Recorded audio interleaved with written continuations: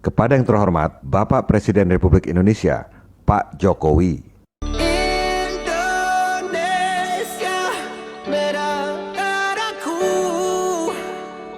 Sekarang kita investigasi apa sebenarnya yang dilihat oleh Profesor Luc Montagny ketika menemukan virus HIV.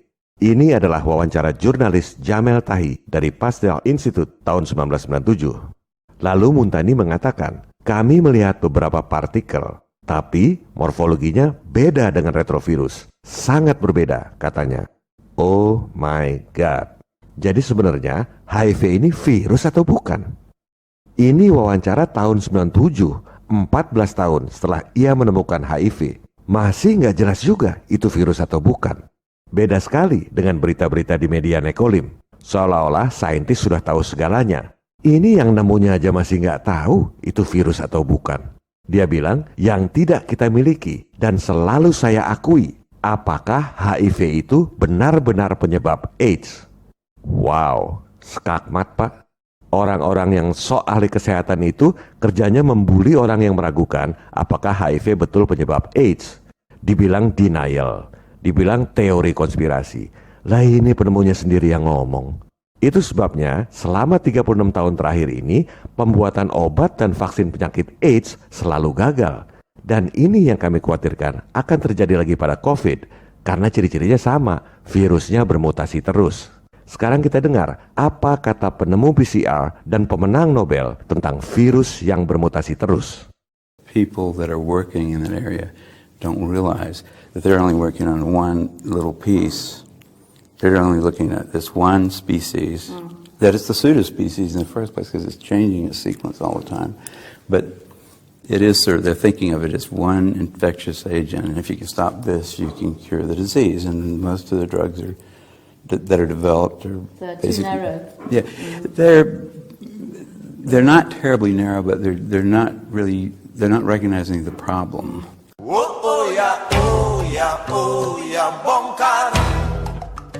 Oh yeah, oh yeah, oh yeah, bongkar.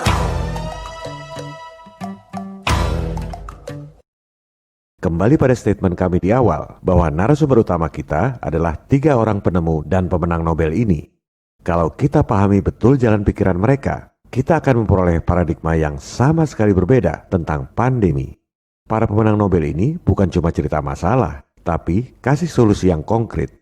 Dan solusi yang mereka sampaikan itu sangat mudah. Pertama, kita dengar solusi dari penemu HIV, bagaimana mengatasi virus yang bermutasi terus. Obatnya apa? There are many medical strategies, some well known are the vaccine, but less known perhaps boosting our immune system in a non-specific way. And we, medical people, medical doctors forget about this. And also the health authorities. So in order to have a good system, a good immune system in the general population, this is to increase the standard of life, make them access to hygiene, water, and also good nutrition. Oh yeah, oh yeah, oh yeah, bongkar.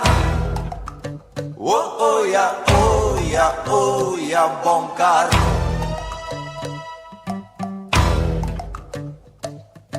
Mungkin sebagian pemirsa dan sebagian dokter masih nggak percaya karena sama sekali berbeda dengan yang diajarkan di sekolah.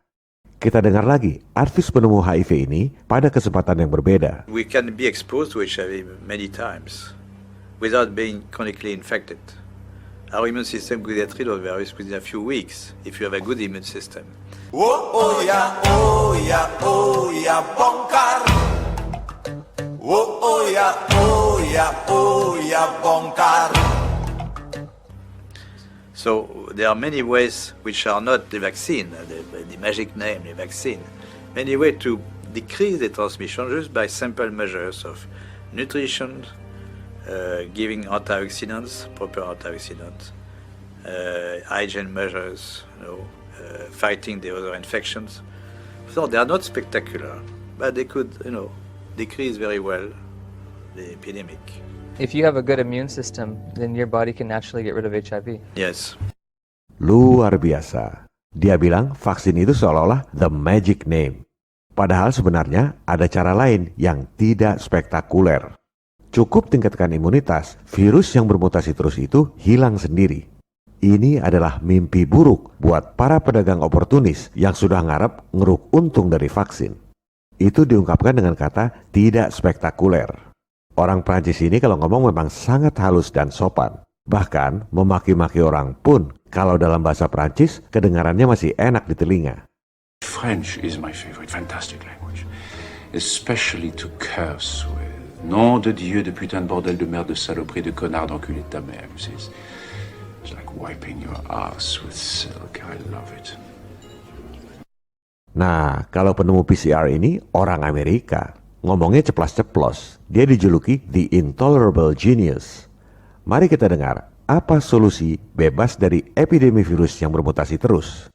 Robohkan setan yang berdiri mengangkang. The way to get rid of AIDS is to stop funding it.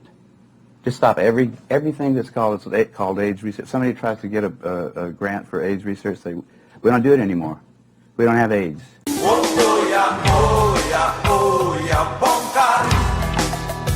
Oh ya, oh ya, oh ya, bongkar. Oh ya, oh ya, oh ya, bongkar. Oh ya, oh ya, oh ya, bongkar.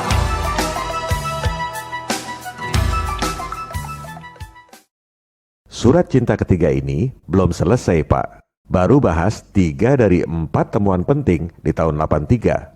Pada surat cinta nomor 3C mendatang, kita akan bahas detail mengenai eksosom yang ditemukan di tahun yang sama dengan ditemukannya virus yang bermutasi terus, HIV.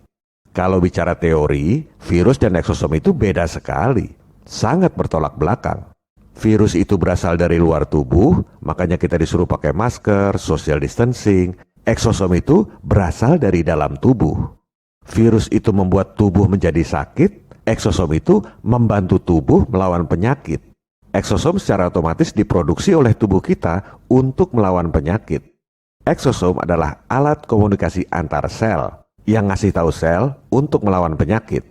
Jadi virus ini penyebab penyakit, eksosom ini akibat penyakit. Fungsinya sangat bertolak belakang. Ibaratnya virus ini pencuri, eksosom ini polisi. Virus ini teroris, eksosom ini tentara sel. Ini sudah pasti beda, nggak mungkin makhluknya sama kalau bicara teori. Tapi prakteknya, para saintis masih sulit membedakan mana makhluk virus dan mana makhluk eksosom. Ciri-cirinya sangat mirip, susah dibedakan. Yang paling aneh kalau dimurnikan, banyak orang memurnikan virus. Viral density can range from 1.14 to 1.24 grams per milliliter, which is denser than both empty particles and cellular protein. Virus itu berada pada density 1,14 sampai 1,24 gram per mililiter. Makhluk mikro yang ngambang di situ kita namakan virus. Di tempat lain, banyak juga orang memurnikan eksosom. Exosome sediment in the range of 1.13 to 1.19 grams per milliliter. Eksosom ada pada density 1,13 sampai 1,19 gram per mililiter.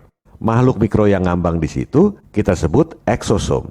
Loh, kok sama persis? Ini harus dipisahkan secara jelas dari sampel pasien karena fungsinya beda sekali. Dipisahkan itu di lab, bukan di komen medsos. Nanti ada 270 juta opini yang berbeda. Para pemirsa jangan buang energi.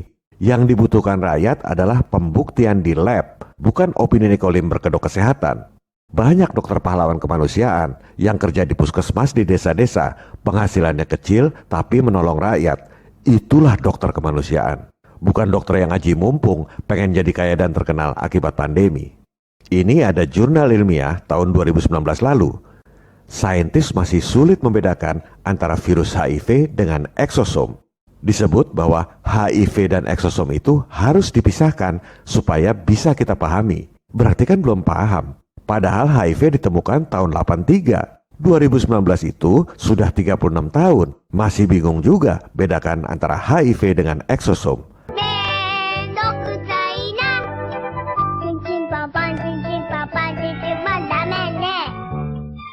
Apalagi COVID, Pak, yang baru ditemukan kemarin.